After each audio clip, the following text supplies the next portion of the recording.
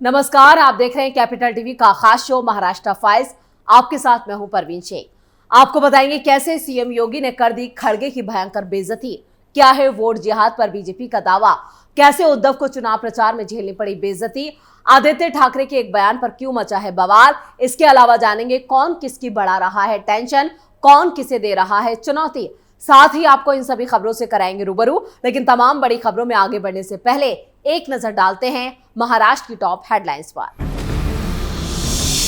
CM योगी के बटेंगे तो कटेंगे बयान पर फंसी कांग्रेस, खड़गे को सीएम योगी का जोरदार पलटवार, बोले खड़गे मुझसे नाराज हैं।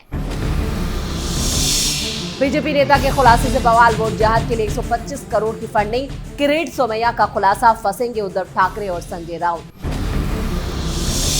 उद्धव ठाकरे के चॉपर और बैग की तलाशी पर राजनीतिक घमासान, सोलापुर में फिर की गई चॉपर की तलाशी।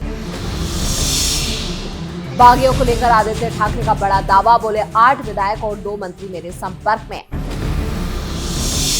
पीएम मोदी ने कांग्रेस के 40 साल पुराने विज्ञापन का जिक्र करके साधा निशाना, चुनावी रैली में बोले अघाड़ी मतलब सबसे बड़े भ्रष्टाचारी। खबरों में सबसे पहले बात सीएम योगी की। महाराष्ट्र में योगी के बटेंगे तो कटेंगे के बाद खड़गे के बयान पर सियासी घमासान शुरू हो गया है। दरअसल खड़गे ने योगी की भाषा को आतंकवादियों वाली भाषा बताया। यही नहीं, खड़गे ने योगी आदित्यनाथ के भगवा रंग के वस्त्रों पर भी बयानबाजी की है, जिसके बाद बीजेपी ने जबरदस्त पलटवार किया है। बीजेपी कह रही है खड़गे भगवा की चिंता ना करें। योगी की भाषा को आतंकी और कपड़ों पर कमेंट पर संतों में भी नाराजगी है। खड़गे कांग्रेस के अध्यक्ष हैं, पार्टी के सबसे सीनियर नेता हैं। ऐसे में सवाल यह है, क्या उनका इस तरह का बयान योगी के नारे का असर है? ध्रुवीकरण की कोशिश है। इस बयान के राजनीतिक मायने निकाले जा रहे हैं। वहीं रैली को संबोधित करते हुए सीएम योगी ने खड़गे के बयान पर पलटवार किया। उन्होंने कहा कि खड़गे जी सच्चाई बोलने से कतराते हैं और कांग्रेस के लिए तुष्टीकरण की राजनीति ही सबसे महत्वपूर्ण है। खड़गे वोट के लिए अपने परिवार के बलिदान को भी भूल गए हैं। योगी आदित्यनाथ ने कांग्रेस अध्यक्ष मल्लिकार्जुन खड़गे पर बड़ा हमला बोलते हुए कहा, खड़गे का गांव भी जलाया गया था। उनकी माताजी, चाची, बहन को निजाम के रजाकारों द्वारा जलाया गया था, लेकिन खड़गे सच्चाई को नहीं बोलना चाहते क्योंकि उनको लगता है कि निजाम पर आरोप लगाऊंगा तो वोट खिसक जाएगा। रजाकारों ने हिंदुओं को कत्लेआम किया था। सच्चाई खड़गे जी स्वीकार नहीं करना चाहते। वोट के लिए परिवार के बलिदान को भूल गए हैं। ये बातें योगी आदित्यनाथ ने महाराष्ट्र के अचलपुर में एक चुनावी रैली के दौरान कहे।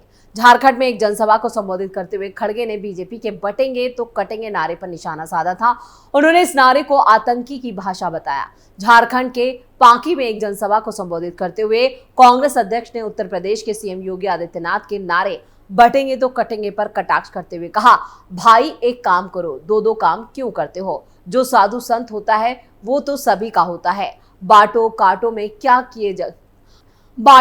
में क्यों जा रहे हो? ये लोगों को बोल रहे हैं कि बांटेंगे तो कटेंगे, ये साधु का काम है, नागपंथ का काम है। उन्होंने ये भी कहा कि बटेंगे तो कटेंगे आतंकी कह सकता है, आप नहीं। आप एक मठ के व्यवस्थापक हो। खबरों में अब बात वोट जिहाद की। डिप्टी सीएम देवेंद्र फडणवीस से लेकर पीएम मोदी तक बीजेपी नेता वोट जिहाद की बात कर रहे हैं। वहीं बीजेपी नेता किरीट सोमैया ने बड़ा दावा किया। उन्होंने कहा कि वोट जिहाद के लिए करोड़ों की फंडिंग हुई है, जिसके दस्तावेज उनके पास है। किरीट सोमैया 11 नवंबर को मुंबई के थाने में इसे लेकर एक एफआईआर भी दर्ज करा चुके हैं। वोट जिहाद के लिए फंडिंग के खुलासे के बाद सियासत चरम पर है। किरीट सोमैया ने मुंबई में प्रेस कॉन्फ्रेंस करके कहा कि मैंने 3 दिन पहले ही बताया था कि वोट जिहाद के लिए 100 करोड़ रुपए से ज्यादा की फंडिंग कहां से हुई है और कहां दी गई, इसका जल्द ही मैं खुलासा भी करूंगा। किरीट सोमैया ने मंगलवार सुबह ट्वीट किया और कहा कि वो मुलुंड ईस्ट यानी नवघर पुलिस स्टेशन में शिकायत दर्ज करने जा रहे हैं। वो उद्धव ठाकरे और संजय राउत के खिलाफ एफआईआर दर्ज कराएंगे। उन्होंने कहा कि वोट जिहाद अभियान मराठी मुस्लिम सेवा संघ पैसा कहां से लाता है, वो इसके महत्वपूर्ण कागजात भी थाने में देंगे। किरीट सोमैया ने दावा करते हुए कहा, इन पैसों का हवाला ट्रांजैक्शन के जरिए महाराष्ट्र और मुंबई के अलग अलग गांवों में भेजा गया। किरीट सोमैया ने वोट जिहाद का जिक्र करते हुए कहा कि 4 दिनों के अंदर करोड़ों रुपए का ट्रांजैक्शन किया गया और उसके बाद से दोनों आरोपी सिराज अहमद और मोइन खान गायब हैं। इस मामले को लेकर हमारी ओर से इलेक्शन कमीशन, सीबीआई, ईडी में शिकायत की गई है। इन पैसों का इस्तेमाल वोट जिहाद के लिए किया गया है। यानी इस बार महाराष्ट्र में वोट जिहाद एक बड़ा मुद्दा बन चुका है। बीजेपी लगातार इसको लेकर महाविकास अघाड़ी को घेर रही है। अब सबसे ज्यादा सवालों में उद्धव ठाकरे और संजय राउत हैं। खबरों में आगे बढ़ते हैं और बात उद्धव ठाकरे की। महाराष्ट्र में उद्धव ठाकरे के चॉपर और बैग की तलाशी से राजनीतिक माहौल काफी गर्मा गया है। यवतमाल में उनके बैग की तलाशी के बाद सोलापुर में भी उनके चॉपर की चेकिंग की गई और इस हालात पर उद्धव ठाकरे काफी नाराज हो गए। उन्होंने कहा, क्या शिंदे का बैग भी चेक कर सकोगे? दरअसल चुनाव आयोग की तरफ से पूर्व मुख्यमंत्री उद्धव ठाकरे की 2 बार चेकिंग की गई। शिवसेना प्रमुख ठाकरे के हेलीकॉप्टर में मौजूद बैग की लगातार दूसरे दिन भी जांच की गई और इस बार चेकिंग महाराष्ट्र के लातूर में हुई। ये लगातार दूसरा दिन है जब ऐसा हुआ है और इससे पहले सोमवार 11 नवंबर को यवतमाल में उनके बैग की जांच की गई थी। चुनाव आयोग की तरफ से की जा रही बार-बार चेकिंग को लेकर उद्धव ठाकरे भड़क गए और उन्होंने कहा, क्या प्रधानमंत्री मोदी और गृहमंत्री अमित शाह की भी इसी तरह से चेकिंग की जाएगी?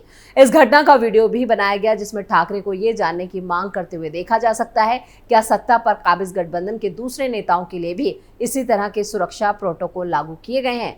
उन्होंने महायुति गठबंधन के नेताओं पर की गई किसी भी बैग जांच का वीडियो जो है वो सबूत के तौर पर मांगा। उन्होंने जोर देकर कहा, अगर उनकी जांच की जा रही है तो प्रधानमंत्री समेत दूसरे राजनेताओं पर भी यही लागू होना चाहिए।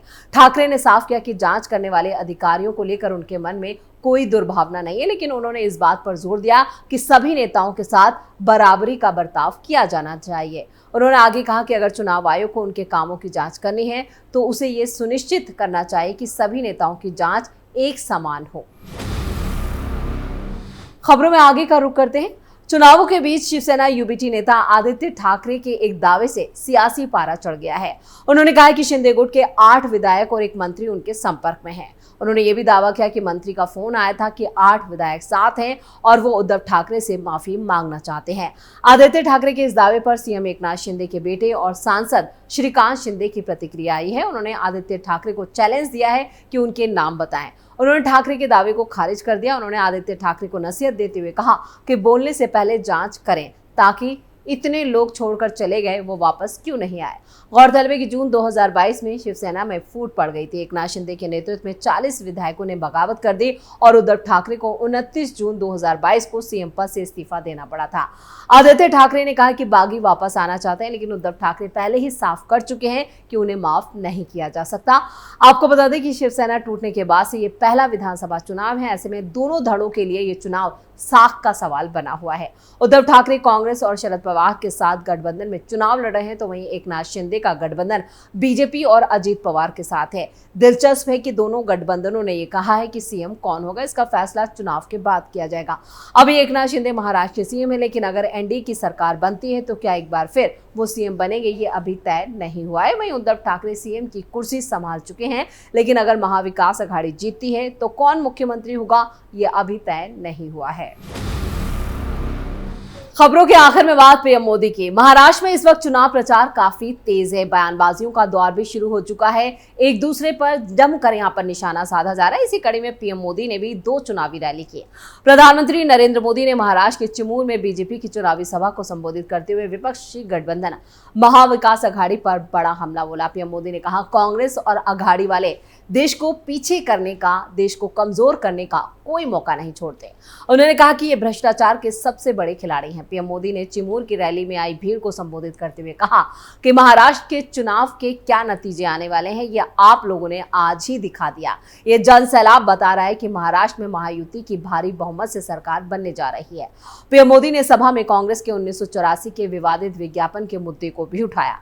प्रधानमंत्री नरेंद्र मोदी ने कहा कि कांग्रेस ने 1984 के एक विज्ञापन को कोटा की आवश्यकता पर सवाल उठाया गया था।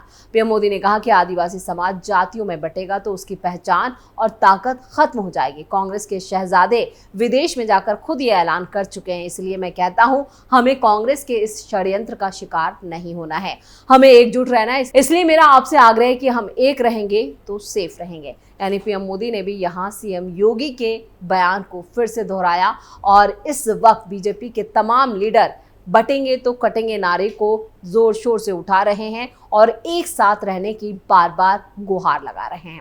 महाराष्ट्र फाइल्स में खबरों का सिलसिला यहीं खत्म करते हैं। बाकी खबरों के लिए आप जुड़े रहिए कैपिटल टीवी के साथ। इसके साथ ही वीडियो को लाइक करें, शेयर करें और कैपिटल टीवी को सब्सक्राइब जरूर करें। नमस्कार।